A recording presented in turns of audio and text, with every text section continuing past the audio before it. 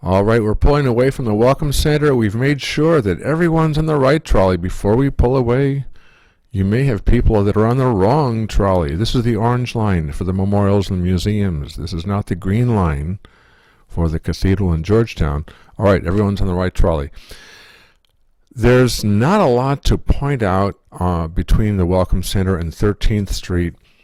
So you're probably telling a story about Ford's Theater, the assassination, Abraham Lincoln, what became of Ford's Theater, what's it been through the years.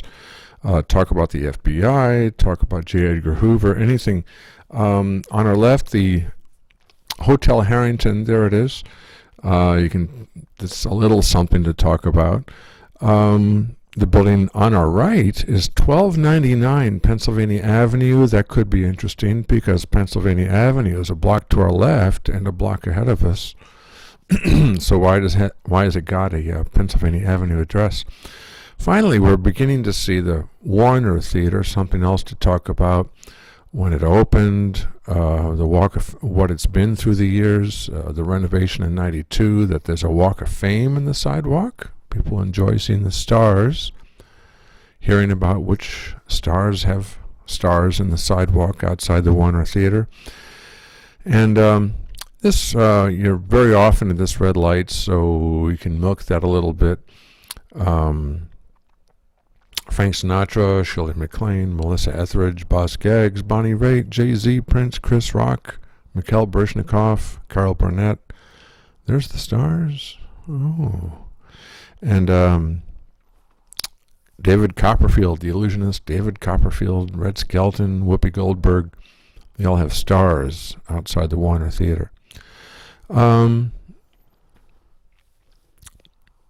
you can talk about the Warner. So, by the way, this audio is meant to be turned down after hearing it once or twice, and you get to narrate, okay? You get to construct sentences for an hour and a half for the Orange Line tour. Okay, we're moving ahead of us on our left. Freedom Plaza. Has it always been called Freedom Plaza? Ahead of us on our right, the National Theater. How long has that been there? What do you know about the National Theater? Share things about that you like to share. Have you said what our next stop is? Whenever you wonder what to say, always wonder whether or not you've told people what's at the next stop. They need to know, because if they hear about it at the last minute, they won't start moving or deciding whether or not to get off the trolley till it's too late. So make sure you tell folks what the next stop is for in time for them to consider whether or not they ought to get off. And tell them, because you can say the White House is at the next stop, but unless you really stress that you can't see the White House from our next stop, that you really have to get off the trolley to see the White House, to get those great pictures of you in the White House, there's just a greater success in getting people off the trolley at our next stop. And that's really where the fun is, getting off the trolley. Fun for you, fun for them. So we're approaching stop number 2. The White House is on the other side of the building dead ahead. That's the Treasury Department headquarters building. And to get to the north side of the White House, turn right at this intersection, then turn left. To see the White House from the south, turn left and right. We'll be by at least every 30 minutes till 5:30. Boy, you're going to save that a lot. And watch your step, use the handrails. Have a great day. All right. And you might be checking tickets here. A lot of people start their tour. Well, we're moving along, though, kind of quickly from this particular tour. And but be ready to, as you check tickets, to remove the bottoms of e-tickets, to remove the tabs, or the stubs, as we call them, from card-type tickets. Okay. Talk about the Treasury building. Talk about Alexander Hamilton, the statue of him. There he is. Just like the $10 bill, Hamilton in the Treasury building, the south portico of the Treasury. And talk about memorials and other things on other people on printed currency. Grant in the west front of the Capitol, Jackson in the north portico of the White House. So anyhow, Sherman is through the trees there that we just saw on our right. You can talk about Sherman.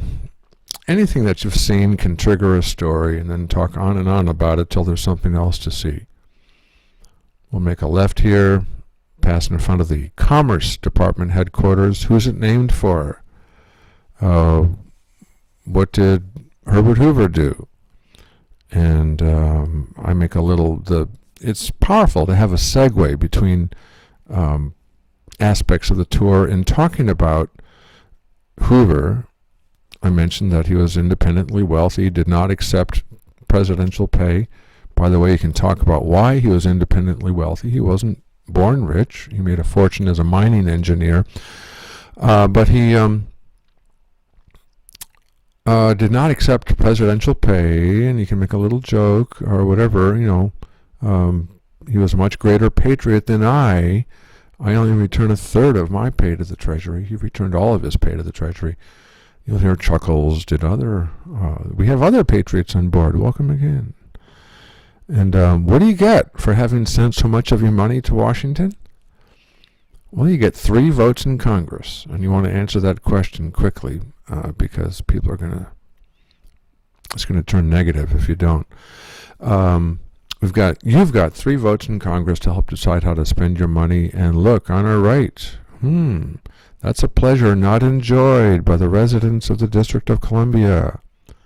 Whoops, the camera's pointing to Freedom Plaza instead. But on our right is D.C. City Hall. We've got a city hall, we've got a mayor, a city council, and when we're done talking about that, no voting representation in Congress.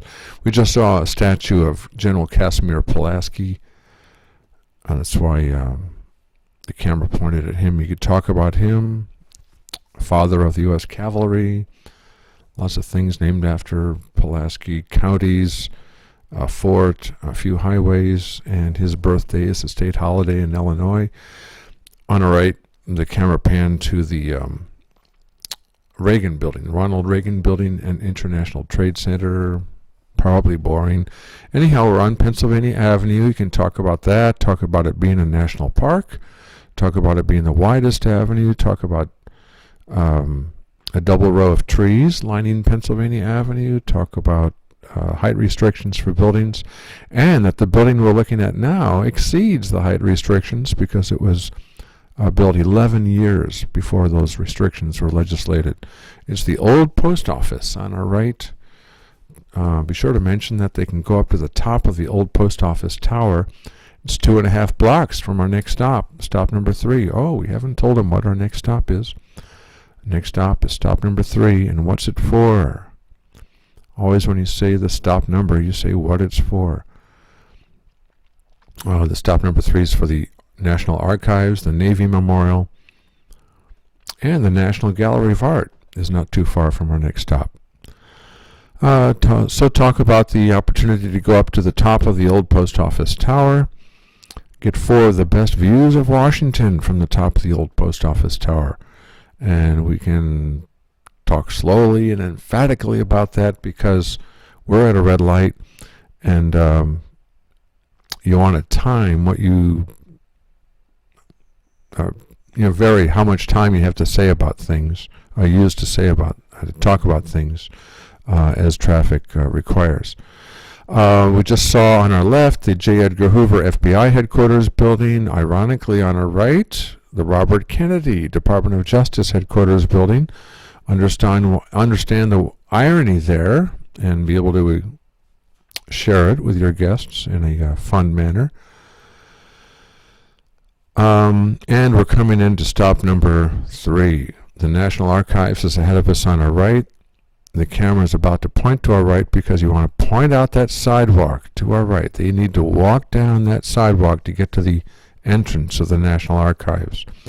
Be sure to point that out because if you pull a little further ahead, they're going to start walking to the entrance of the research entrance, and it's a little sad to see people do that. They need to know where to go as they step off the trolley. To our left, we can't see it yet, but to our left is the Navy Memorial. And if you're going to the National Gallery of Art, I'll give you appropriate walking directions. Let me know. All right. And Okay, the video just, we lost about 30, 40 seconds of video there, so we're half a block ahead. We're at 7th Street now, and we're at a red light, so we've talked about the signal flags, perhaps, at the Navy Memorial. We've talked about the fountain at the Navy Memorial having water from the 7 seas added ceremonially to the fountain at the Navy Memorial each spring as the fountain is refilled. Ahead of us on our left, the building of turrets, there they are. That building was purchased by the National Council of Negro Women, and that purchase made possible by a gift from Oprah Winfrey. Be able to add that. Next to it is a shorter pink building that the camera's not showing. Matthew Brady's Washington Photography Studio. All right, there's a beautiful, we saw a brief view of the Art Deco sculpture outside the Federal Trade Commission headquarters building, symbolic of the mission of the Federal Trade Commission, and a man restraining a runaway horse. You can talk about that. Ahead of us on our left, the Newseum. Stop number 13 is for the Newseum, a museum of news and of journalism. And you can talk about the movement within Congress to repurpose the Federal Trade Commission headquarters building. Some would like it to become the 3rd building for the National Gallery of Art. There's the West building of the National Gallery of Art. And the East buildings ahead of us on our right. I guess the FTC building would be the North building of the National Gallery of Art, if that comes to pass. Anyhow, investigate that, the details behind that, and some might enjoy that. On our left, there it is, the Canadian Embassy. Talk about Canada, prestigious location for a beautiful building, the embassy of our northern neighbor and biggest trading partner. There's the West building going out of view. And the East building, there it is. Talk about the differences in the art that's exhibited in those two buildings. On our left, and you can talk about IMP, by the way, related to the East building. Lots of fun things to share about IMP. Prolific Chinese-American architect. And on our left, we had a brief glimpse of the Federal District Courthouse for the District of Columbia. And talk about the trials that have occurred there. We're looking at now that rectangular building, the Department of Labor. Probably more interesting, though, to talk about the West building of the National Gallery, about the West front of the Capitol, ahead of us on our right. I use this position, this time, to talk about the tradition of inaugurations, the location of inaugurations, that inaugurations that traditionally have occurred on the other side. Ronald Reagan said he wanted to face Americans, though, as he became president, and he chose the West Front, the side we now see as the site of his inaugural, and that started a new tradition. Now, lots of different kinds of red lights could give you an opportunity to talk about that Reagan's second inaugural did not occur on the West Front. It occurred in the Rotunda. Find out why. And that could lead into a story about the death of our first president as president. William Henry Harrison died of pneumonia after giving the longest inaugural address without a coat, without a hat. And anyhow, you can William Henry Harrison, his death, and the ascension of John Tyler, our vice president, to be president, can be a segue into another story about there being 2 living grandchildren currently in 2012 of our 10th president. Learn about that and share that if you find it interesting, and if you think your guests will find it interesting. Camera's pointing now to Robert A. Taft. The Senate had a memorial spot to honor one of their own. Make sure your cameras are on. We're going to turn a block ahead and see the Capitol beautifully again. And people always say, oh, when you prepare them, they're going to think they've seen the Capitol enough. They're going to think that they've got the pictures they want. But when they see the picture they're about to see, they always appreciate your preparation. That's Union Station dead ahead. That's where we're headed. Stop number 4 is for Union Station, the Smithsonian Postal Museum, and the National Guard Memorial. To our right, the Capitol. This is the end of North Capitol Street. So that's the north side of the Capitol, the Senate chambers in the foreground. Point out the flag pole over the Senate chamber. Tell folks that the pictures they're taking, well, whether or not the Senate was in session or not. Union Station, a source of a ton of information. What I typically share about Union Station on D Street here is when it opened, the height of its use, when that was, World War II, and why it fell into disrepair after World War II. Well, obviously, there it is, Union Station.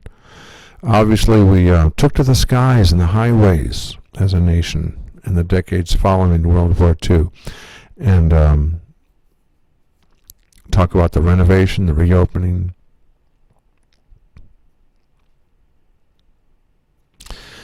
And talk about the money spent to make it just as beautiful as it was 100 years ago. Talk about the money being spent now to fix earthquake damage, if that's still going on as you listen to this and watch this DVD. Did anyone else feel the earthquake in August 23rd, 2011? Okay, the building to the left of Union Station that we're honing in on now, that's where you'll find the Postal Museum. Much better than it sounds. The Postal Museum needs your support, tour guides, because it sounds like a really boring place to visit, and it's not. It's a great museum. There's a ton of American history, historic mail delivery vehicles. It's free, family-friendly, interactive, and open till 5:30. Much better than it sounds. I say go Postal. Yeah. All right. Traffic here, and we're near the east end of Union Station. And you know, that's where B. Smith's restaurant is. B. Smith's, there it is. See the entrance there, the big arch. Yeah. You know, our second presidential assassination occurred in a train station in Washington. So when Union Station was designed 20 years later, it was designed with a waiting room for the president and a separate waiting room for the First Lady. And those waiting rooms are still structurally present in Union Station. They are now the main dining room and a side dining hall for B. Smith's restaurant.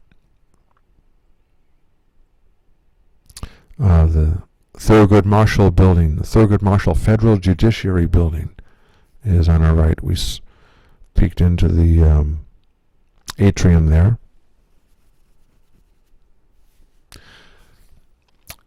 Now I think the final approach to the curb here is cut off because of video constraints, whatever, something happened. But the building just beyond the Postal Museum building is where you'll find the National Guard Memorial. If you've been there or know something about it, it's a good time to share something of that nature. What's Union Station been since the renovation in the mid-80s? Oh, by the way, yes, good time to cross-sell. There's a DC Duck. That's a tour product of Old Town Trolley Tours of Washington. It's a 90-minute non-stop tour.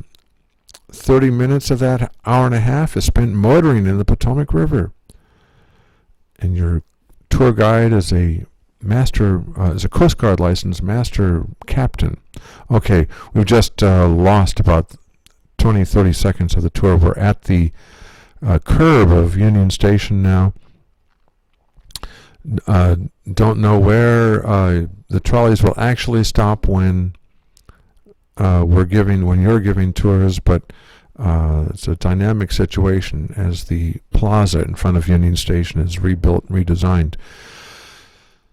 As you're sitting, I think this is a 2-minute part of the clip, a 2-minute part of the a 2-minute clip of sitting in front of Union Station. So you've got to have something to say about Union Station. If you're tired, you don't need to talk all the time. You can just say, probably what's happening here is that the tour conductor is welcoming people on board, separating tickets, taking the bottoms of e-tickets and taking the tabs or stubs from card-type tickets, writing the dates on the cards or the e-tickets, and maybe folding them in an efficient manner and giving them back, explaining that this is what you show each time you reboard a trolley. Welcome to the tour. Thanks for choosing Old Town Trolley. When that kind of stuff is all done, Union Station is one of kind of two sync points where you can't leave too early. You should leave 25 minutes after you leave the Welcome Center. So if you've left the Welcome Center at 1:35, you shouldn't leave Union Station before 2.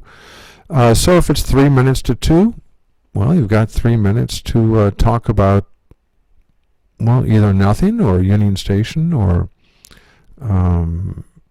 make small talk, find out where people are from, or kind of want to keep the party going. All right, well, we're pulling away, and there's a ton of material to share about Union Station. That kind of pulling away, we didn't say a lot of things about Union Station, and you could say a lot of things about Union Station. Anyhow, as they see the architecture a little better, maybe you could talk about that, the Roman bathhouse of 2,000 years ago. And on our left, I'm not sure if the camera pans to it, but there's a great big bell on our left, the Freedom Bell, a replica of the Liberty Bell, though it's twice as big and not cracked. And it's over there. They can see it from their seats. The Freedom Bell. It's a 200th birthday gift given us from the Women's Auxiliary of the American Legion. And you can continue to talk about Union Station as time permits, and it looks like time is permitting here. Although, as I recall, as this video recording was being made, there was a jackhammer, an air hammer being used, and you probably shouldn't add to the volume of and discomfort that people are experiencing by the jackhammer going off. You probably shouldn't try to compete with the jackhammer. You should maybe just kind of ignore it, and when it gets reasonable to talk again, start talking about whatever it is you see. You can talk about the building next to Union Station. It has the same architect, doesn't it? When did it open in relation to Union Station, timing-wise? Union Station opened in 1907, completed in 1908, and the former Post Office Department building opened in 1912. Talk about why it's not a post office department building anymore. What is there? Most of it's in use by the Bureau of Labor Statistics. visually compatible, but not competing with the grandeur, the visible grandeur of Union Station. And Daniel Burnham, the architect, Burnham is the source of lots of things to say, as his work 16 years earlier at the Chicago World's Fair of 1893 was huge in the history of American and world urban architecture. The start of the modern City Beautiful movement. All right, these are state flags around Columbus Circle, called Columbus Circle because, the camera's not showing it, but ahead of us on our left is a memorial, the Christopher Columbus Memorial Fountain. And the state flags are placed in the order that the states enter the Union. Might be a good time, if it's quiet enough, to find out where people are from. Even your guests enjoy finding out, learning where other guests are from. And it's nice to have something to say about each state. And if you don't have something to say about a particular state, just say welcome from Oklahoma, or whatever it is they're from. Welcome. And we're in Columbus Circle here. The state flags. There's Columbus, the Columbus Memorial Fountain. Talk about the 6 additional flags next to, just beyond the state flag of Hawaii. Hawaii is ahead of us on our left, and of course Delaware, the first state to ratify the Constitution, is behind us. The Thurgood Marshall Federal Judiciary Building. Good to have stuff to say about Thurgood Marshall and that building. What's it used for? And because the flag of the District of Columbia is next to the state flag of Hawaii, it could be a good time to talk about how the district came to be located here. Its location established by law. You can talk about that law, the Residence Act of 1790, and create a story out of that. Or you could talk about things like, that's a, please don't laugh, but ahead of us, dead ahead, we call that a hill in this part of the country. And it's a special hill. It's got a name and everything. Anyone know the name of that hill? Yes, it is Capitol Hill.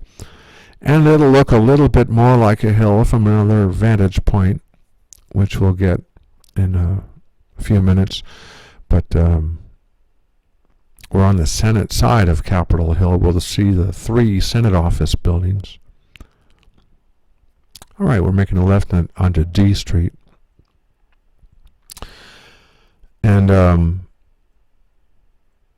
ahead of us on our right is the U.S. Capitol Police Headquarters, keeping Capitol Hill a safe place to visit and legislate. One of 27 police agencies in the District of Columbia. And as you pass by the entrance to the U.S. Capitol Police Headquarters, you might point out the spelling of the word Capitol. And that's Capitol with an O-L. Could be interesting to talk about the differences between Capitol with an A-L, what that means, the many things that means, and Capitol with an O-L. And here we're checking in with the U.S. Capitol Police. You'll need their permission before turning right here on 2nd Street. And we have eye contact with them, give them a thumbs up, and proceed with their permission.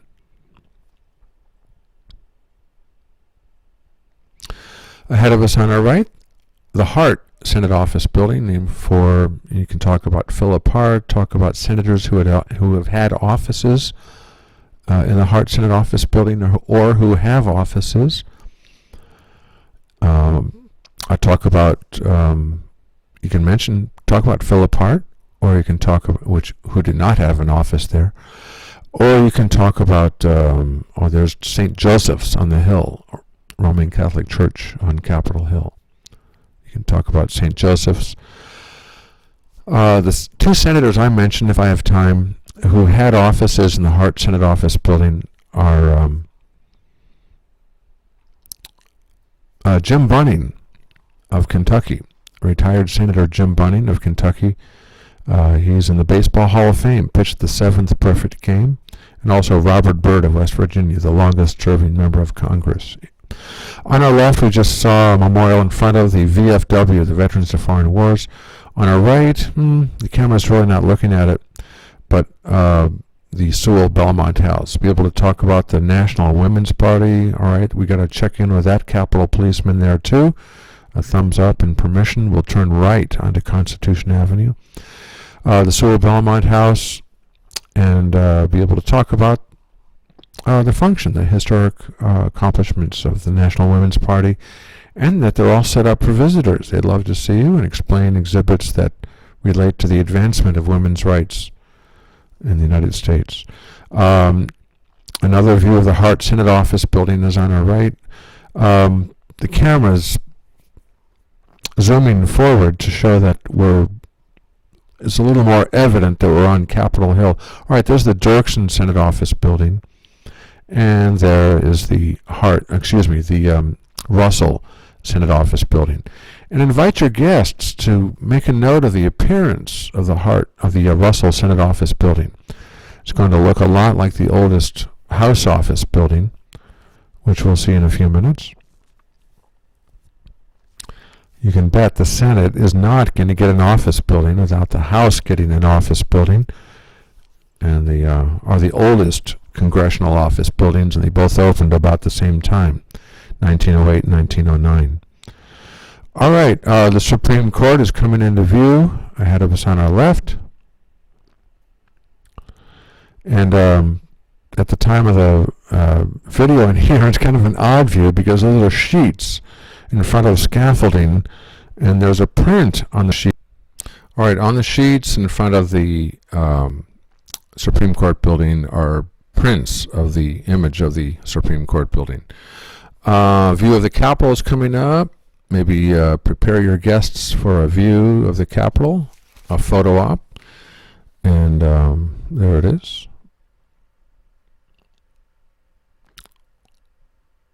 Welcome to the House side of Capitol Hill.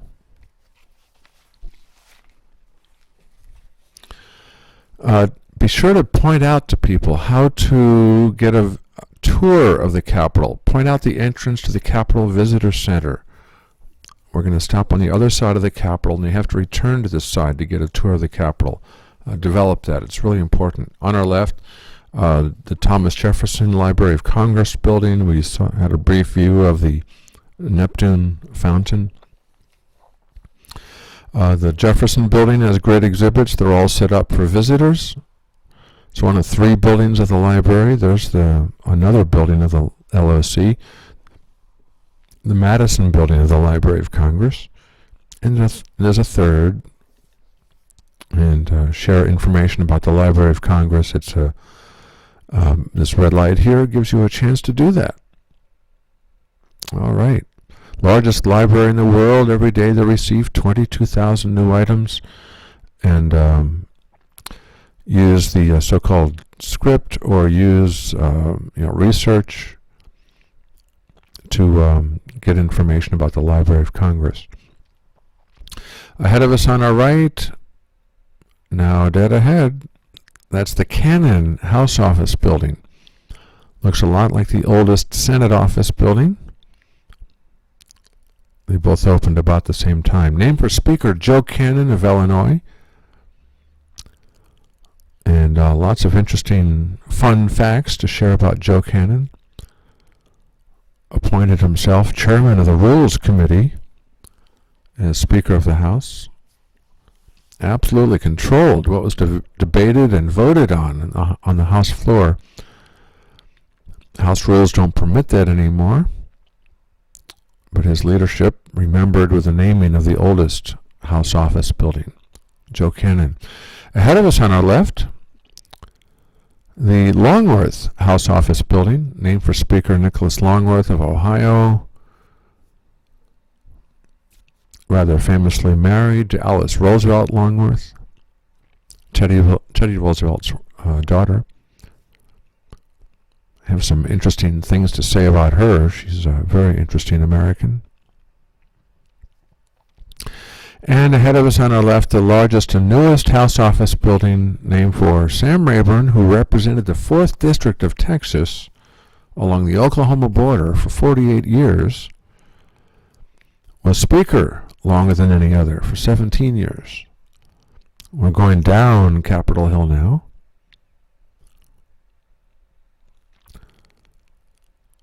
All right, beautiful fountain alert. Beautiful fountain alert. People are wondering what the heck you're talking about. Then they see that. Ooh, thank you. Talk about Bertholdi Fountain Park, sculpture of the Statue of Liberty as well. Talk about the U.S. Botanic Garden. Now on our left, out of view there. There it is. Free are supported with your tax dollars. Thank you for that. Fun to see plants you don't normally see. Open till 5 o'clock. Ahead of us, can't quite see it from what's being shown in the video here, but the James Garfield, there he is, in the traffic circle there. A Civil War general, a member of the House from Ohio, our 20th president, and our 2nd president to be assassinated. Shot in a train station that used to exist a quarter mile ahead of us on our left. Great views of the west front of the Capitol coming up. Dead ahead is a memorial to another Ohioan, Ulysses Grant. There he is. Looks down the National Mall to the memorial of his Commander-in-Chief, Abraham Lincoln.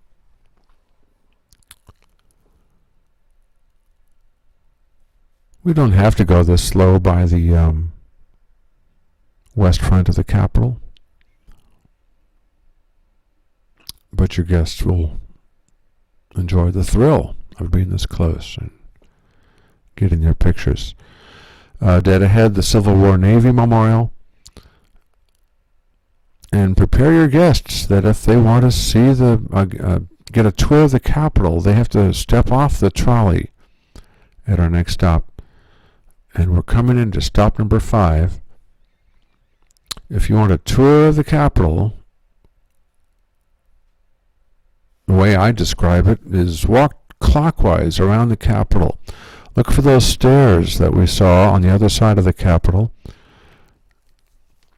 And enter the Capitol Visitor Center to get a tour of the Capitol. Take the left stairs on our, take the left sidewalk on our right. Take the left fork on our right. Walk around to the other side of the Capitol. Really stress that that's what they have to do to get a tour of the Capitol. People want a tour of the Capitol, and they won't step off the trolley unless you really make it easy for them to understand how to do it. And that process starts with showing them the entrance while we're on the east front of the Capitol, which we really didn't talk about in this. All right, we're welcoming people on board. We are telling people to watch their step and use the handrails, and we're keeping people from boarding until everyone on board has stepped off. It really creates confusion when people board first and then people try to get off. So tell people, just a moment, people are stepping off. Thanks for your patience. We'll be by at least every 30 minutes until 5:30. Welcome aboard. Introduce yourself. Tell folks what our next stop is by number and what is there at our next stop. Stop number 6 is next. For the National Air and Space Museum, the American Indian Museum, and the Hirshhorn Museum. And of course, since the Hirshhorn isn't evident what kind of museum it is from its name, say it's a museum of modern and contemporary art. I'd say it's the boldest of all the Smithsonian's.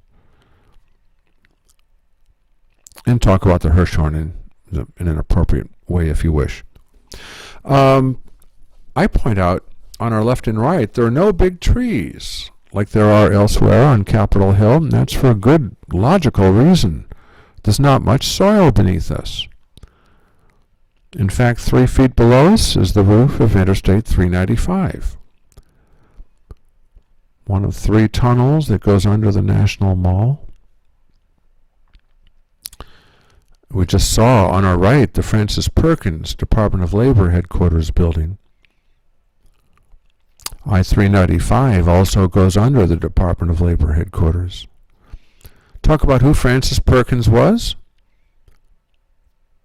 First female member of a presidential cabinet.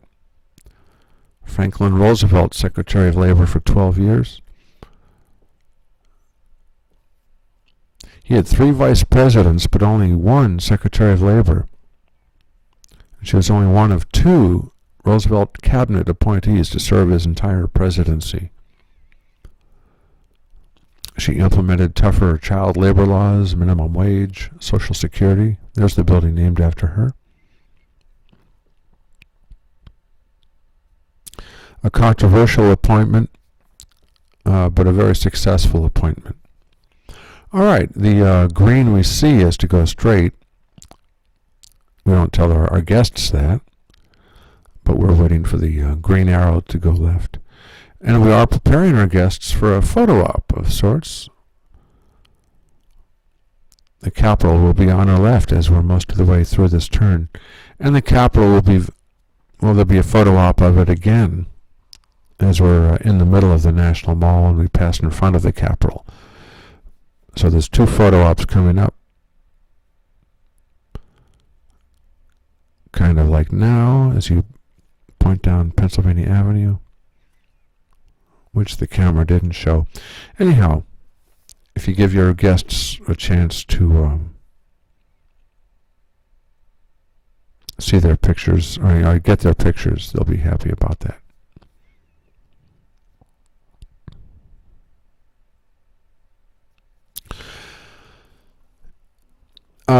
Explain the Capitol as you drive by. I like to talk about the Capitol Dome, the circular skylights to the left and right of the dome, talk about the National Mall, talk about the current House and Senate chambers opening as extensions to the Capitol in 1857. The nation grew in the middle of the 19th century, and so did the Capitol, to allow for that greater representation. And when the Capitol was smaller, the dome was much lower. The current dome was completed during the Civil War in 1863.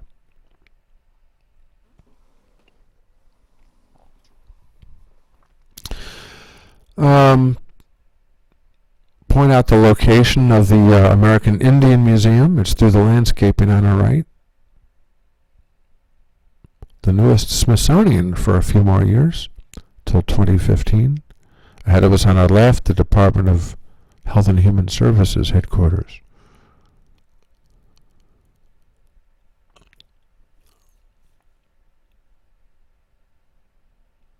And ahead of us on our right, the Voice of America headquarters.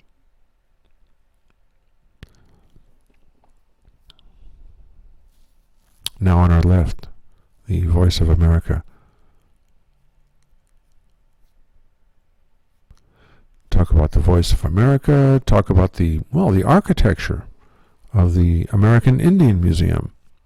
It's irregular in shape, made to resemble a naturally occurring rock formation called a mesa. And it's good to talk about the food at the American Indian Museum because it's recognized in many ways as being really good food, the best museum food in town. On our left, the Department of Education, commemoratively named for a former teacher. There it is. That's the Lyndon Johnson Department of Education headquarters building. On our right, the National Air and Space Museum.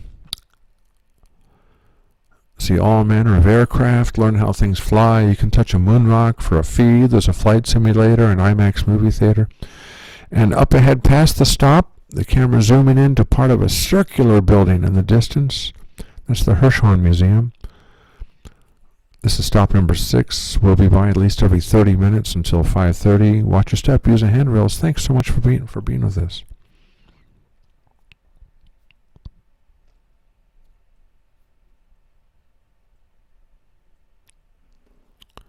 People getting off the trolley and the camera's rocking a little bit.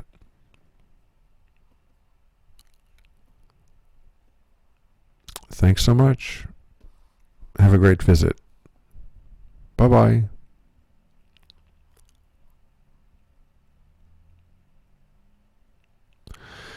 A lot of people who board at this stop will have purchased their tickets at the Holiday Inn Capitol, 2 blocks down 6th Street to our left.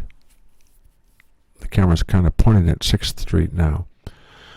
And so thank them for choosing Old Town Trolley. Remove the stubs from their tickets, write the date on it, explain that that's what they show each time they board.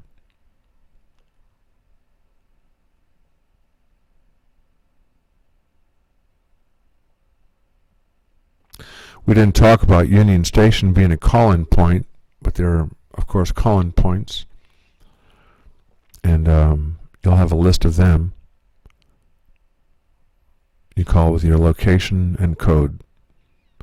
This is not a call-in point, air and space, but our next stop, well, used to be. Never mind that. Anyhow, you'll receive a list of call-in points where you need to contact the dispatcher and give your location and your code.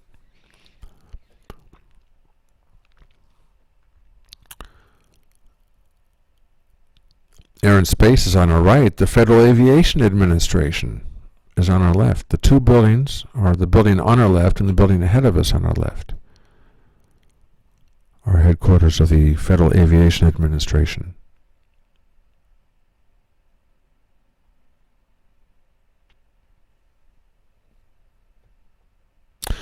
Tell people where we're going as we pull away from each stop. And whenever you wonder what to say, consider whether you've told people yet where we're going, what our next stop is, what it's for. And in that vein, our next stop is stop number 7 for the U.S. Holocaust Memorial Museum. Monday through Friday, now you wouldn't mention that on a Saturday or Sunday, or on Monday through Friday, but the Bureau of Engraving and Printing is available from our next stop, and a few more Smithsonians we'll see along the way, and also the Smithsonian Metro Rail Station.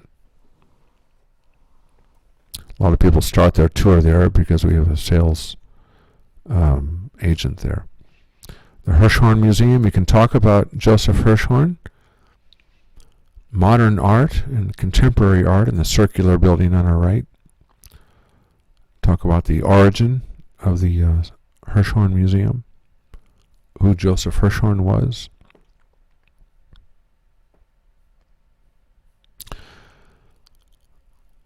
Perhaps as you view this DVD, the Arts and Industries building will be reopened. Currently closed in 2012 as we're making this video. The second oldest Smithsonian building. Ahead of us on our left, the Department of Energy headquarters building. Sometimes when I feel the mood is right, I suggest that explains the Department of Energy building there. Explains the force field you just felt as we enter the area. Usually don't say that, but sometimes I'm feeling whimsical, and some attempts at humor are timely and some aren't. Anyhow, there's the Smithsonian Castle. Be sure to point that out, of course. The oldest Smithsonian building, dating back to 1855. It's more complicated than that, but that kind of saying it dates back to 1855 covers it. We just passed the Sackler Gallery of Art on the right, and we're pointed now to the Freer Gallery of Art. They both exhibit Asian art. Now, they're both Smithsonian's. The Smithsonian's are free, but somehow the Freer is freer. I don't understand that, but anyhow, we're pulling into stop number 7. The U.S. Holocaust Memorial Museum is to the left of the building of scaffolding dead ahead. And if the scaffolding's gone, identify it as a red brick building with a tower. The U.S. Holocaust Memorial Museum is to the left of the red brick building with a tower dead ahead. And the Bureau of Engraving and Printing is just to the left of that. The Smithsonian Metro Rail Station is here also. This is stop number 7. Please watch your step, use the handrails. We'll be by at least every 30 minutes till 5:30. Thank you so much. Bye-bye now. And as you can see, the trolley is tilting as people step on and off.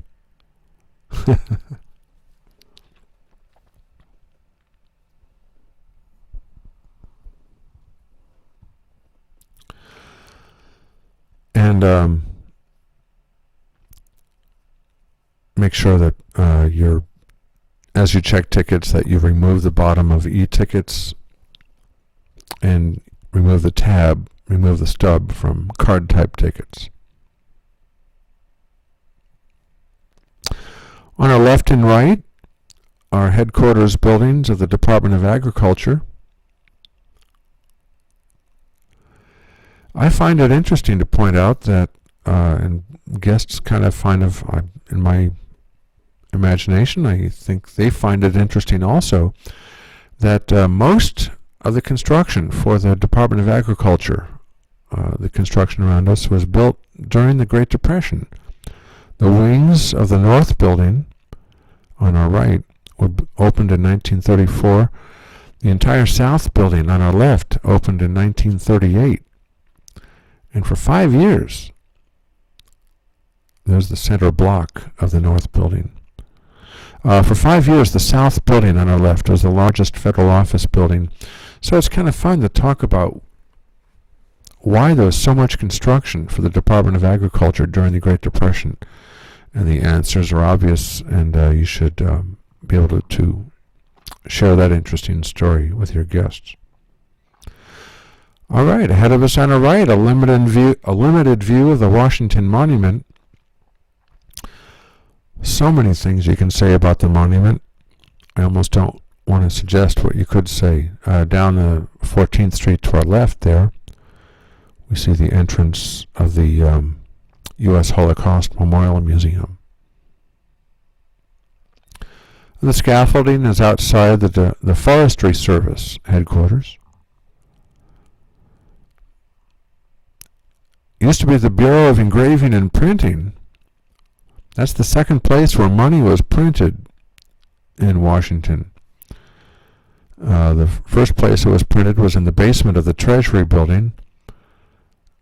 The second place is dead ahead there, ahead of us on our left. And the current place is the third place, and we'll see that in a few minutes. Anyhow, but it's probably more interesting to talk about the monument. When was it completed? For how long it was the tallest? Was it the tallest man-made structure? Whatever. So many things you can talk about the monument.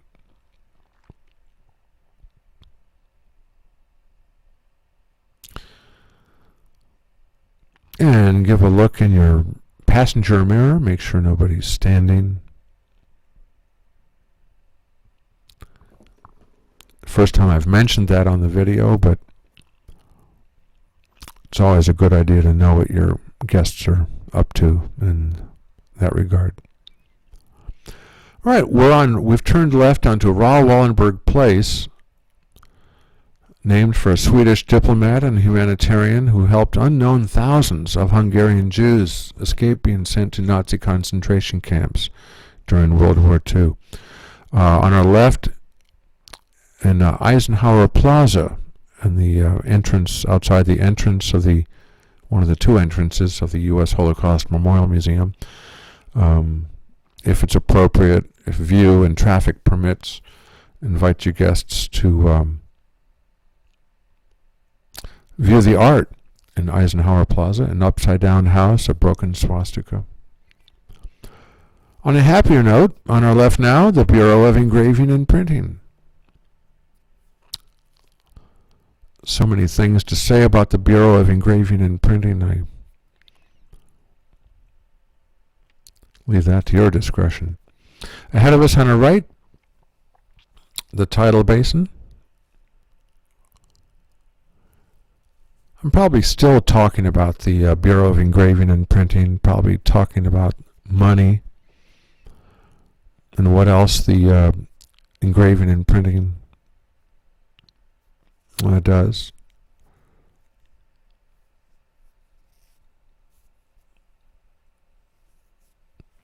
Probably not talking about Jefferson or the tidal basin until it becomes a little more consuming visually, as we're going to turn left here and drive around it.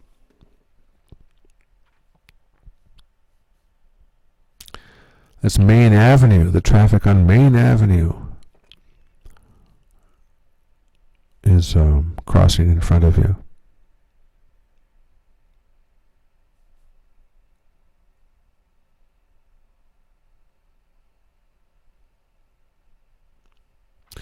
So red lights will give you a chance to stretch out and share a story.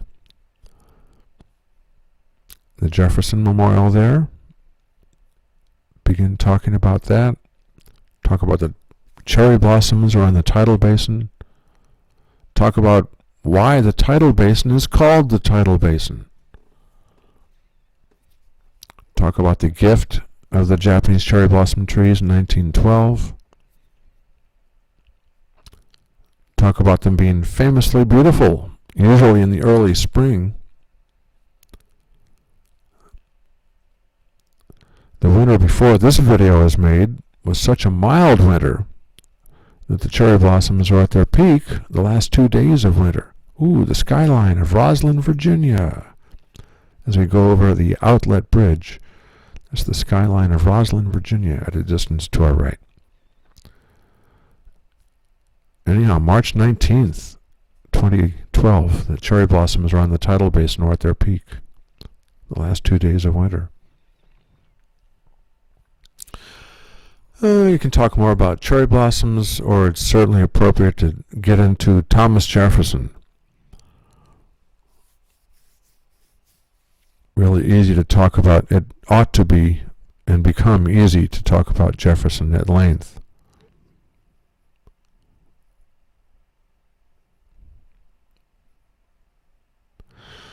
I personally found it hard to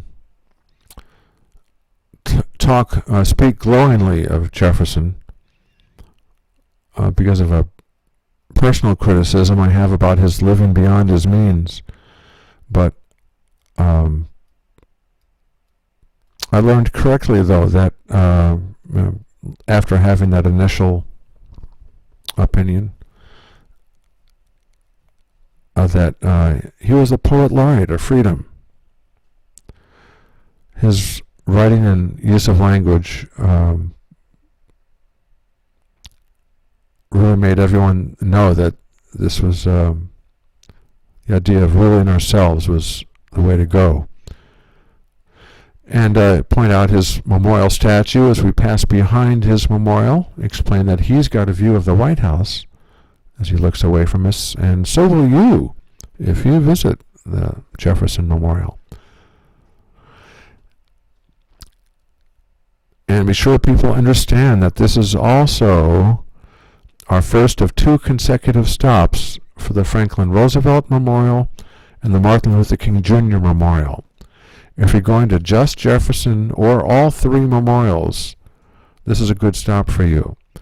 If you're going to FDR and Dr. King only, stay on board for the stop after this. And if you are going to FDR and Dr. King, let me know. I'll give you a little extra information about where to find the trolley if you walk to the FDR and Dr. King memorials. Please watch your step. Use the handrails. This is stop number 8. Sometimes guests will express an interest to board the trolley, but they're way back by the memorial. For some reason, they haven't. They don't know where to board, where the trolley stop is. So you have to look for them as you pass by them, and motion to them that they have to walk towards where you're going. And then I think you'll have to wait for them here. You know, why I say I know you'll have to wait for them here, but I say I think because I think that's why this trolley is here at this stop for so long. Oh, people are finally stepping aboard. Yes, indeed. I see the trolley tipping to the right. Anyhow, so by the way, to tell folks how to get to the Franklin Roosevelt Memorial, ahead of us on the right, you walk across that bridge, you'll immediately see a sign directing you to your right into the Franklin Roosevelt Memorial grounds. After walking through the FDR Memorial, you'll turn right to get to Dr. King's Memorial, and then look for the taxi stand. And that's a good place to wait for the trolley to pick you up over there. All right, we're going over the Inlet Bridge, so called because Potomac River water enters the tidal basin under this bridge at high tides. There's about a 3-foot tide on the Potomac. What a reflection of the monument. A very still day in the tidal basin. And on our left, a little bit of the Pentagon is visible. There it is. And also on our left, you see 3 spires shooting up into the air. That's the Air Force Memorial on the south side of the Pentagon.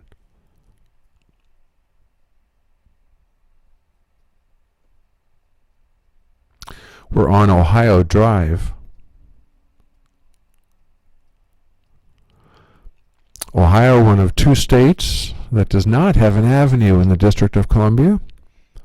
Ohio has a drive, California has a street, and all the other 48 states have avenues.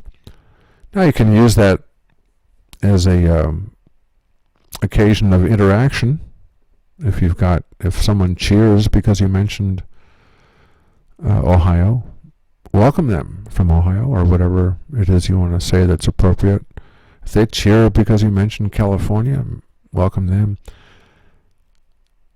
And when you say an avenue for the other 48 states, of course, make a big deal out of that too. The Potomac River's on our left. And in the morning hours, you can see across the river a cream-colored structure with columns. That's Arlington House, the former residence of Robert E. Lee and Mary Custis Lee, on the grounds of Arlington National Cemetery.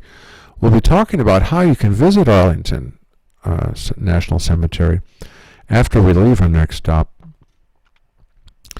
But the Potomac is on our left. It empties into the Chesapeake Bay, 120 miles behind us. Originates in West Virginia, 220 miles ahead of us. All right, depending on your energy or desires or your read of the crowd or whatever, you can make a more urgent plea that people visit the Franklin Roosevelt Memorial and the Dr. King Memorial. Or if it seems more appropriate, just kind of generally describe it. But there are ways to crank up the energy in a way. There are ways to make it seem more optional or just informational.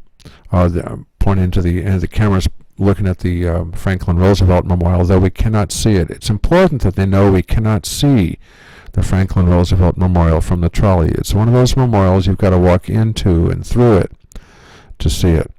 And the Great Depression, World War II represented there. The memorial's on 7.5 acres, divided into 4 open-air rooms or theaters. Ahead of us on our right, the memorial to Reverend Dr. Martin Luther King Jr.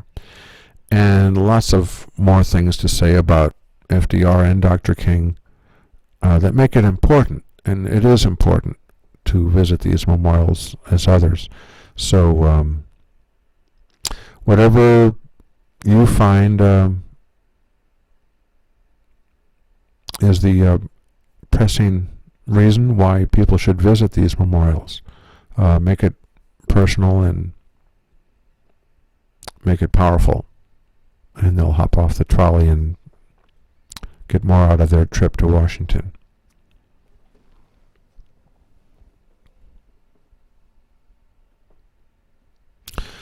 As we finally drive by Dr. King's memorial, you can share a little more information. But as we approach stop number 10, and not as we approach, but as we leave for stop number 10 from stop number 9, know that there's a ton of information to share about stop number 10, and it's all got to be done, it's all got to be understood before we start to open the door at the Lincoln Memorial stop number 10. But a good old red light here gives you a few more options to talk about things.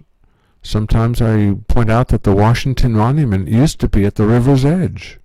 The Washington Monument is on our right, and 120 years ago, none of this land around us was land at all. It was very marshy, it bred mosquitoes. Malaria was a problem in Washington in the summer months. The Potomac had become very shallow, and it flooded severely and frequently. And all this land around us was reclaimed during a dredging of the Potomac River that occurred in the latter part of the 19th century. And the dynamic of clearing land and rivers filling with silt in the east, and the dynamic of trees needing to be planted in the west. You know, Arbor Day started in Nebraska, so the Potomac filling with silt and planting trees in the west, you know, it's kind of a interesting national dynamic. All right, so our next stop number 10, is for 4 memorials,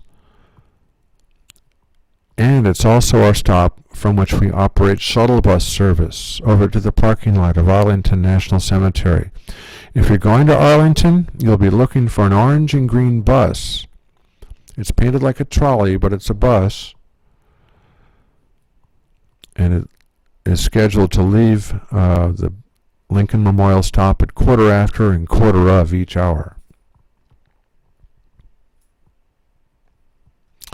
I do hope you get to visit Arlington. A lot of people consider it the most important memorial in the United States. Now, the shuttle takes you to the parking lot of the cemetery. From there, you can either tour the cemetery on foot or pay another company $8.75 currently, and get a motor tour of the cemetery. The Lincoln Memorial on our right honors the memory of the man and the leadership that kept our nation together in its biggest crisis. The writing of the Constitution certainly was the miracle in Philadelphia. The framers, however, could not and did not address one of the biggest issues of the day. It took a terrible civil war that almost destroyed this nation to break our addiction, if you will, to the free labor of 4 million slaves. It took 3 amendments to address the issue of slavery with the highest law of the land.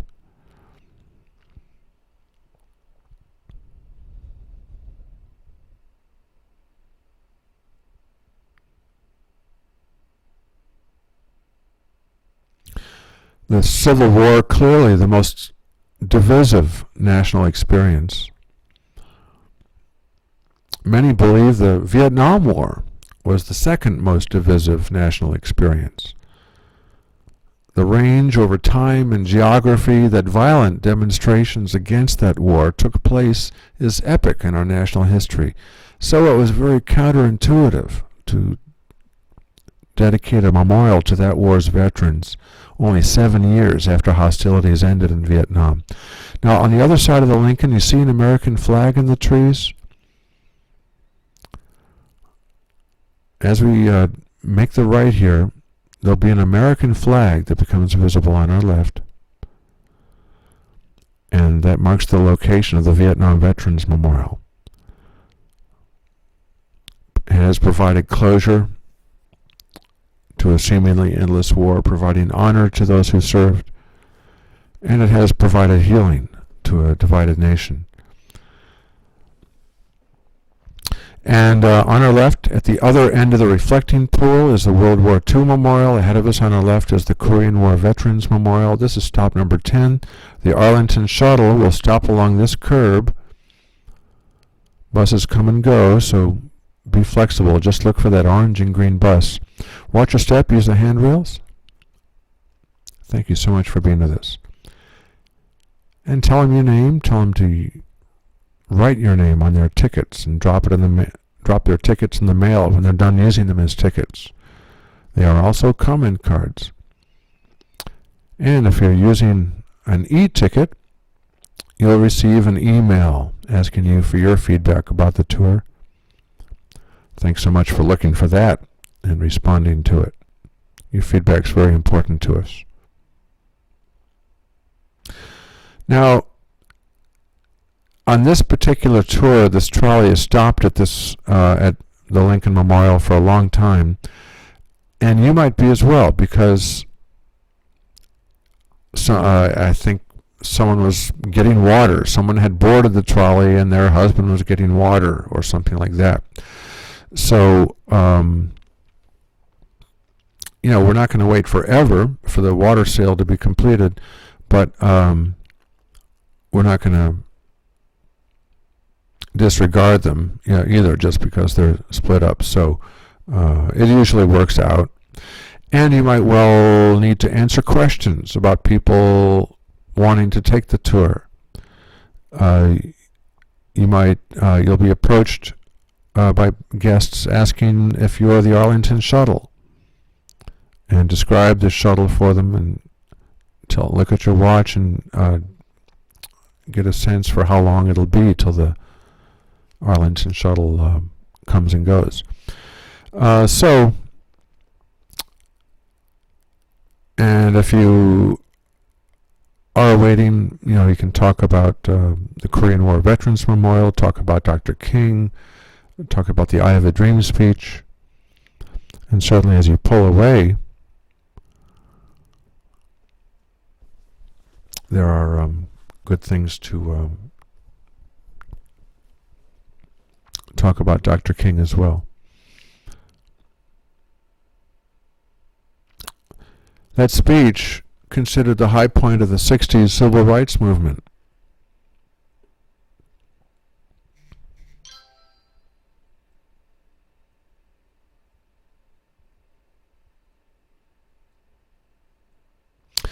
And we're, of course, giving the safety rules every time someone boards the trolley. We have not mentioned that at every stop, but every time someone boards, you'll welcome them and say, please, there's no standing or moving about. Keep everything inside the trolley. There's no smoking or drinking of alcohol. And thanks for not using your cell phone.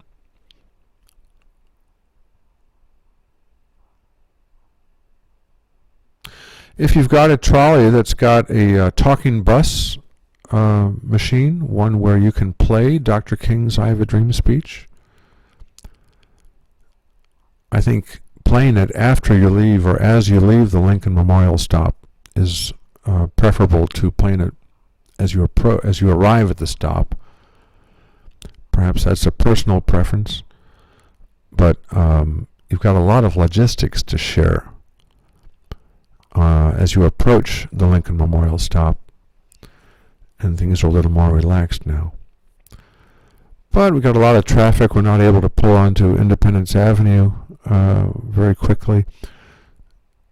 And as you wonder, as always, when you wonder what to say, you can wonder whether or not you've told people what our next stop is, the number and what it's for. Our next stop is stop number 11 for the American History Museum. I like to, if I'm on a trolley especially, or even if I've been able to play Dr. King's the excerpt from his "I Have a Dream" speech, I ask folks if they know where they could hear the whole speech if they wanted to. About a 15-minute speech. Invite them to know that there's lots of cool historic stuff on YouTube. It's not all silly stuff. It's a limited but real historic resource, YouTube. You could talk about the design of the Arlington Memorial Bridge, like it being flat so it doesn't obstruct the views of Washington. Talk about John Erickson, whose memorial we saw briefly as we were turning. You could talk about what other historic things are available to YouTube users. And I say, speaking of Dr. King's speech, you can also hear the King's speech. The voice of King George VI delivering the speech that was the subject of last year's Academy Award-winning movie. Now that'll change as the years go by, but you get the drift. Dr. King's memorial is ahead of us on our right.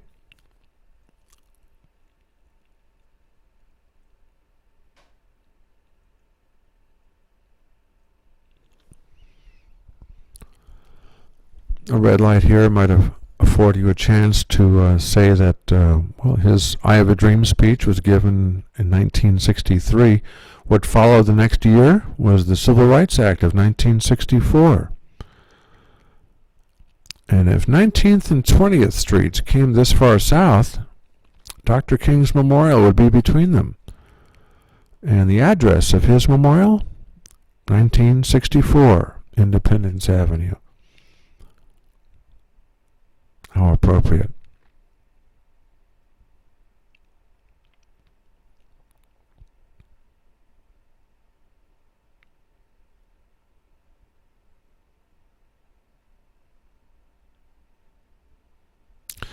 On our left, that stone pavilion there, that's the District of Columbia World War Memorial. You've got war memorials in your hometown, and that's the kind of memorial that is. It honors the memory of the 27,000 residents of the district that went to World War I. You can talk about the dedication of that memorial, Armistice Day, 1930. You can ask folks what holiday Armistice Day became. You can mention that a famous native Washingtonian helped dedicate that memorial. John Philip Sousa came out of retirement and led the Marine Corps Band one last time in a rousing rendition of one of his marches. A native Washingtonian, John Philip Sousa. Talk about the Jefferson Memorial, how it looks like a little bit like Monticello. Yes, does the Jefferson Memorial resemble anything you've seen on your nickels? And talk about why the Jefferson Memorial looks like Monticello. Because they both look like the Roman Pantheon. Talk about the Washington Monument, talk about the tidal basin. The wall that forms the tidal basin is called a seawall. Our elevation is like 10 at this point. Lots of times or occasions to talk about geology in Washington. We're in the tidewater area of the United States, and maybe that's a longer story. We're looking at traffic here. You talk about when the Jefferson Memorial was dedicated in 1943, during World War II. So do you think the statue of Jefferson and his memorial in 1943 was made of metal? No, it would have been illegal. For 4 years, the statue of Jefferson and his memorial was made of plaster. There were wartime restrictions on the uses of metals during World War II, and the current, for 4 years, the statue was made of plaster. It was replaced with a current bronze statue in 1947.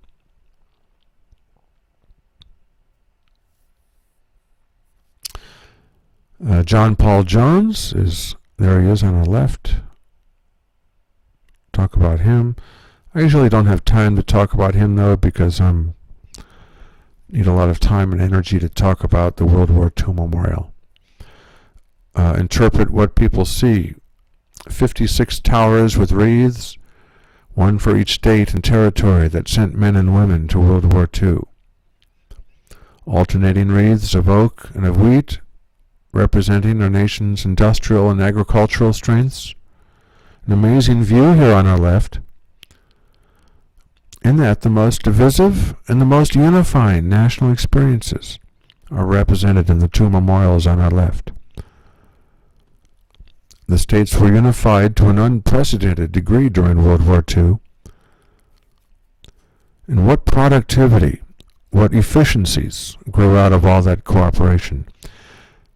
And what victory was made possible through that cooperation. You know, there's lots of things to get from memorials. One might wonder what victories are available to us today through cooperation. The back wall of the World War II memorial has 4,048 handmade gold stars, 1 star for each 100 Americans that died in service in World War II.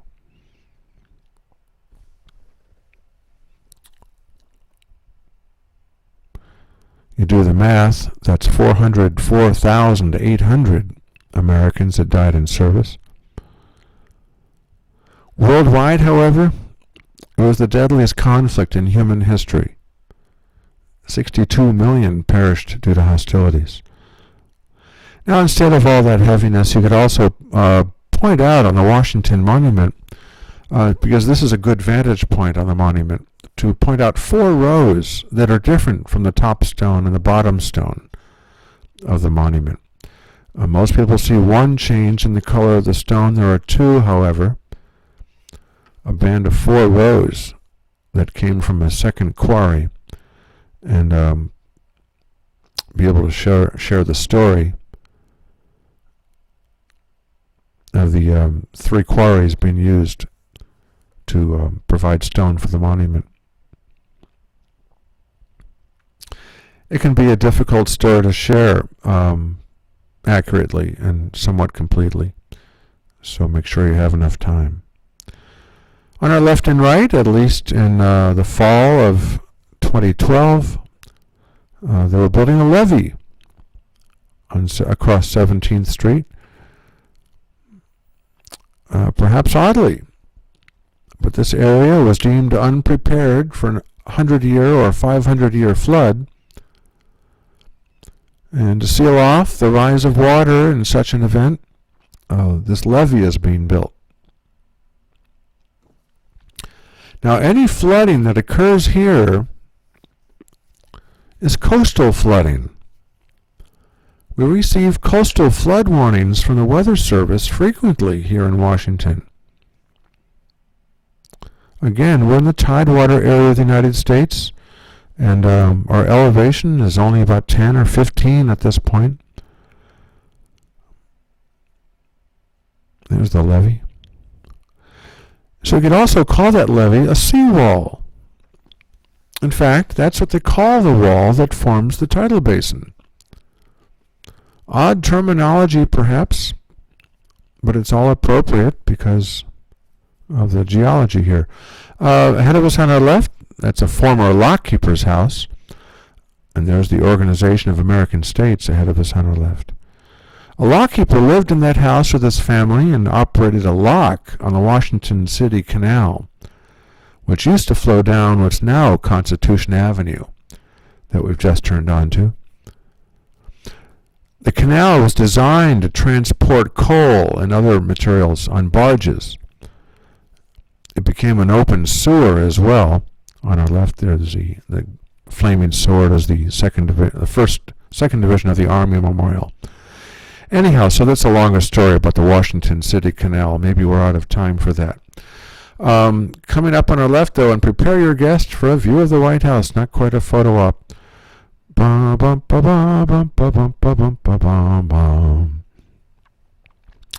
And I thank people for not standing, though it didn't sound very regal. It is the tradition to stand. As you hear Hail to the Chief, you can talk about the origins of that tradition with James Polk and his rather short stature, and people not knowing that he had entered the room. You can talk about statistics about the White House, the numbers of rooms, the numbers of bathrooms.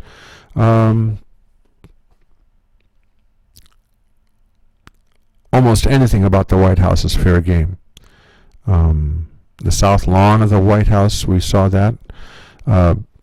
Almost most importantly, though, the thing to tell people is that stop number 2 on the orange line is the best stop for pictures of you in the White House. Because you don't want them to be frustrated. Oh, is that it? That's the only view of the White House we're going to have? So I tell them that stop number 2 is best for pictures of the White House.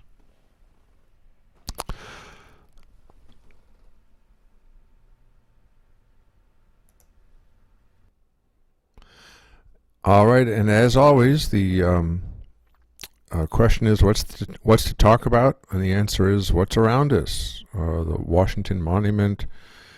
We can be finishing up about the White House. We can talk about the Federal Triangle because it starts at the building ahead of us on our left. We can talk about the National Museum of African American History and Culture. Talk about the number of Smithsonians, where they are. Are they all here in Washington? Talk about what's at our next stop. Stop number 11 for the American History Museum. Artifacts there relate to the history of our culture, technology, and inventions, and you can rattle off some of the things that you think your guests will find interesting to know about what the American History Museum is like. Dorothy's ruby slippers, the Star-Spangled Banner that flew over Fort McHenry, that inspired the writing of the lyrics of the national anthem.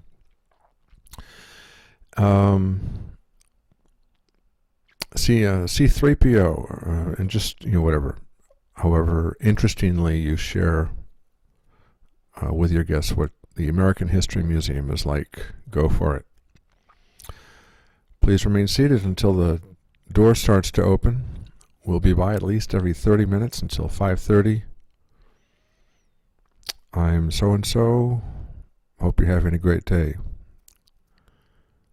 Watch your step and use the handrails. This is stop number 11.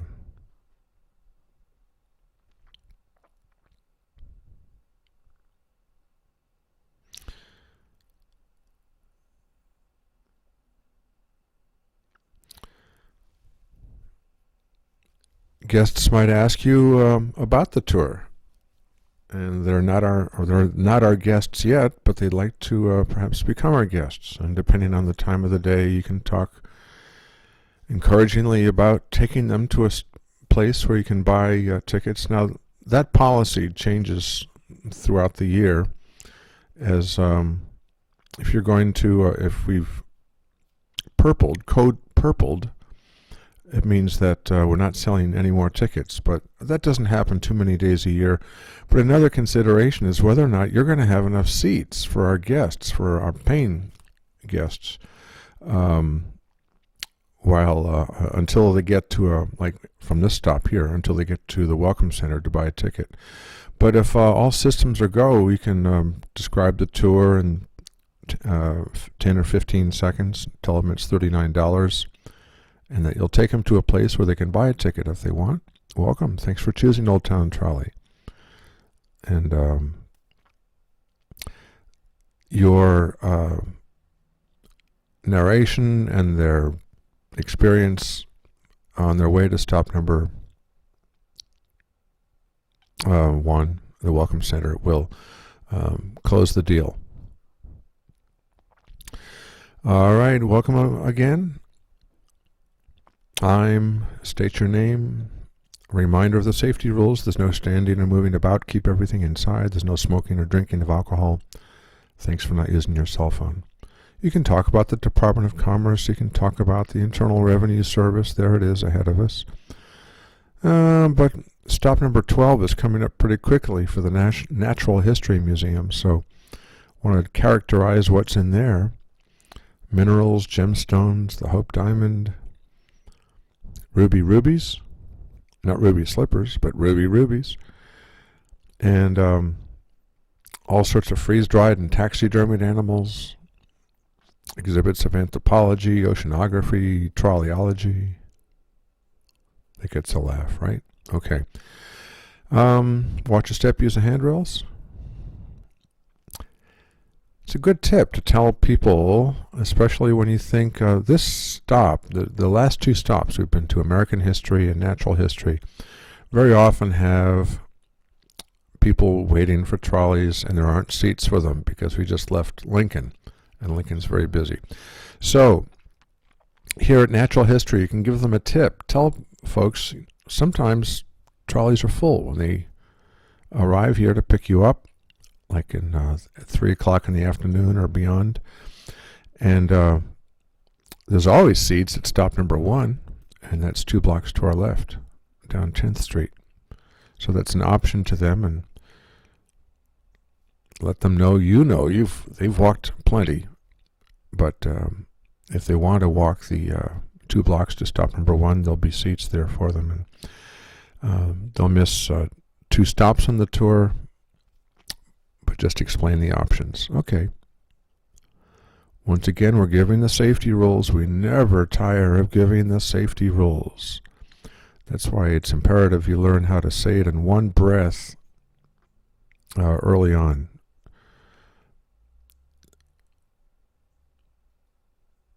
Don't give it so fast, though, that it seems insincere. They're important. We talk about the Department of Justice. We can continue talking about the Natural History Museum. In general, there's a concept that you shouldn't make people sad that didn't get off at the stop you just left.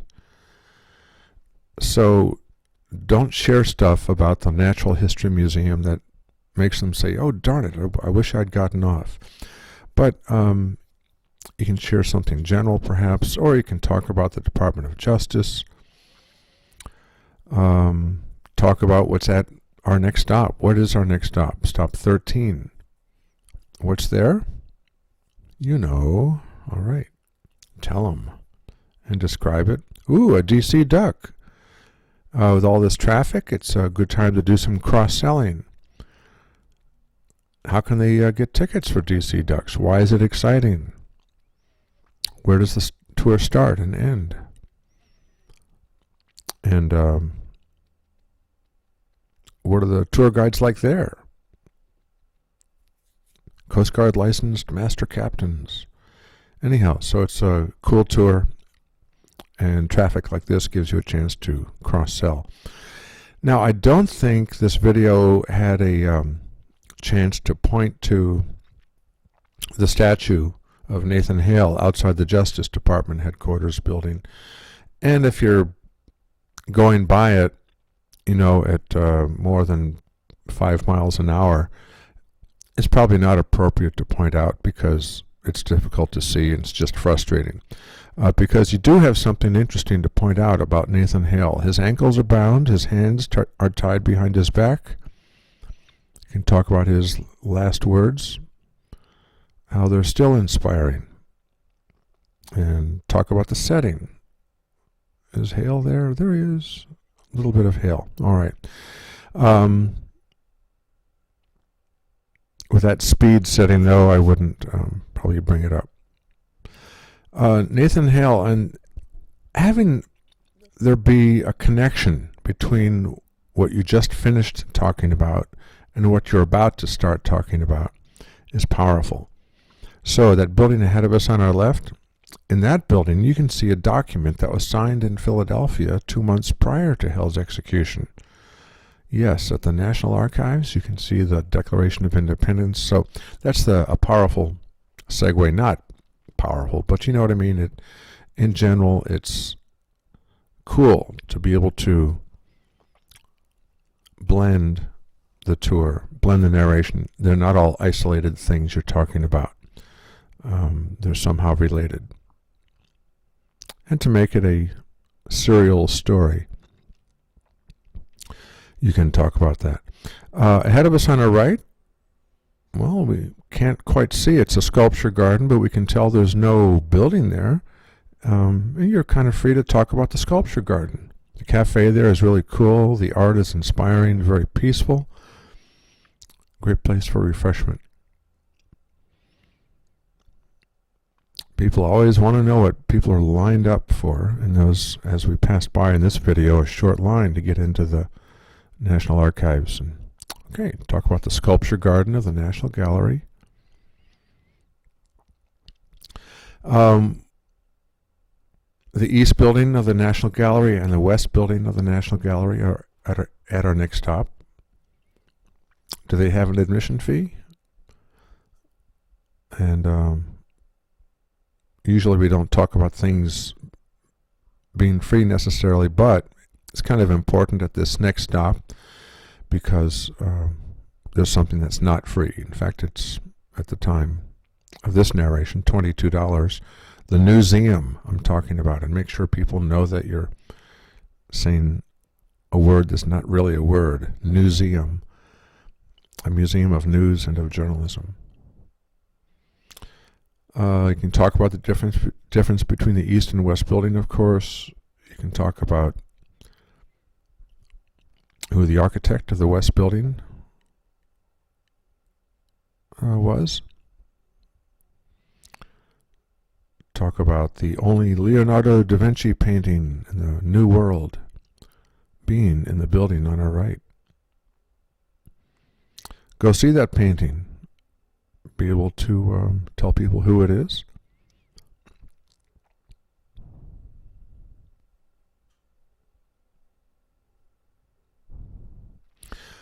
On our left, the Federal Trade Commission headquarters.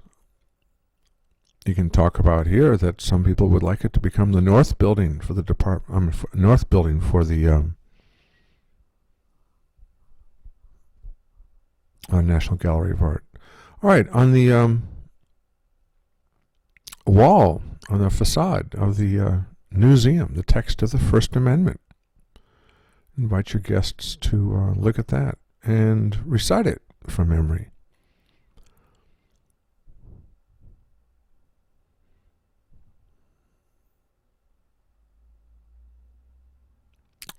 Now it's $22 to enter currently, but for free you can do something interesting. You see the glass cases at the sidewalk level. They each contain front pages. We're zooming in there. Front pages of today's newspapers. Each state in alphabetic order has a newspaper from that state and the front page of today's edition exhibited. It's fun to see how we prioritize and report the news differently around the country. All right, we're searching for a place to pull over safely. The cab is at an inopportune stop. The space he leaves between him and the van in front of him is not enough. This space is about the same size. And we're almost going to choose this location, but the Mercedes seems to be moving. So where to stop exactly, where to put the doors, the environment changes, as you see, even as you approach. So, we're at a curb now. Not quite at a curb. If it's not an easy step, we'll talk about the how close to get to a curb. If it's a long step, you want to get further away so that they can't make that step. You want them to step down into the street if you can't get to the curb. If they can only get on the curb by making a great big long step, that's kind of dangerous. And you want to avoid that. You don't want them to. You don't want our guests to make a dangerous step. All right, the museum and the National Gallery of Art. Our next stop. There's lots at our next stop. 2 more Smithsonians, 2 more private museums. the National Building Museum, the National Law Enforcement Officers Memorial, a ton of restaurants near our next stop because our sports and concert arena is nearby, called the Verizon Center.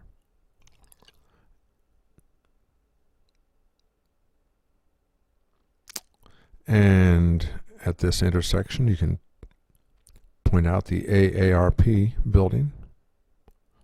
It's ahead of us on our left. There it is. Tell people you hope someday they will get mail from the AARP, because it's sure a lot better reaching the age of 45 than not. Okay, now the video is pointing at facades of buildings that used to be there, really cool townhomes. But what's really there is what's above, a modern office building. Only the facades have been preserved. And if you stopped along the facades, you can point out that you can knock on those doors as long as you wish, and no one will ever answer. It's just a cool preservation technique. And they're not townhomes anymore.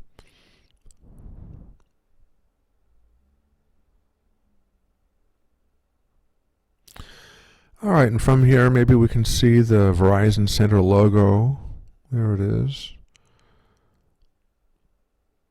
If you want to talk about people that have performed there, that's good. But it's the reason why so many restaurants are in the neighborhood. Great place for lunch, dinner. Not the Verizon Center, but all the restaurants in the neighborhood. Okay, down the street to our right, the big red brick building, the National Building Museum. More historically, it's something else, though, and you can share that story. Across the street from the National Building Museum is the National Law Enforcement Officers Memorial. On our left, the gift shop at the Shakespeare Theater might interest you. Make sure it's open as you glance at it. Okay, the F Street entrance. I use that of the Verizon Center. Anyhow, there's another story. And we get stopped at this light here, don't we? Yeah. Talk about the two private museums that are near our next stop. The Crime and Punishment Museum, it's down the sidewalk there, 2 doors down the sidewalk that the video is now looking at. And the building dead ahead there is a hotel now, but it dates back to at least 1845. And site of the first public telegraph office when it was a post office in 1845. And real easy to brag about and highly recommend a visit to the 2 Smithsonians in the building ahead of us on our right. The American Art Museum and the National Portrait Gallery. Really a tremendous American experience. And the names don't distinguish themselves, so you have to.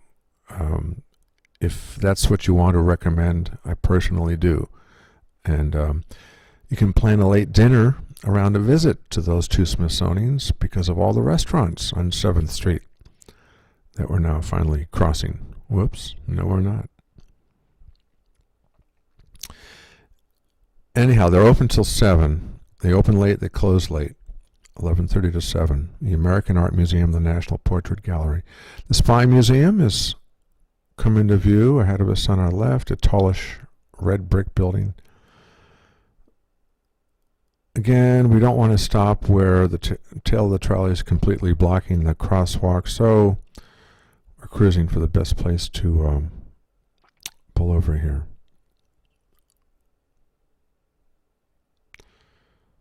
And we're not going to get completely to the curb, but this is a good place. Please watch your step, use the handrail. We'll be by at least every 30 minutes until 5:30.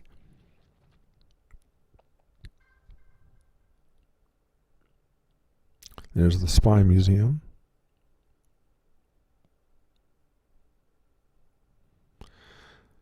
"300 years of American art and national portraiture" in a beautiful mid-19th century building.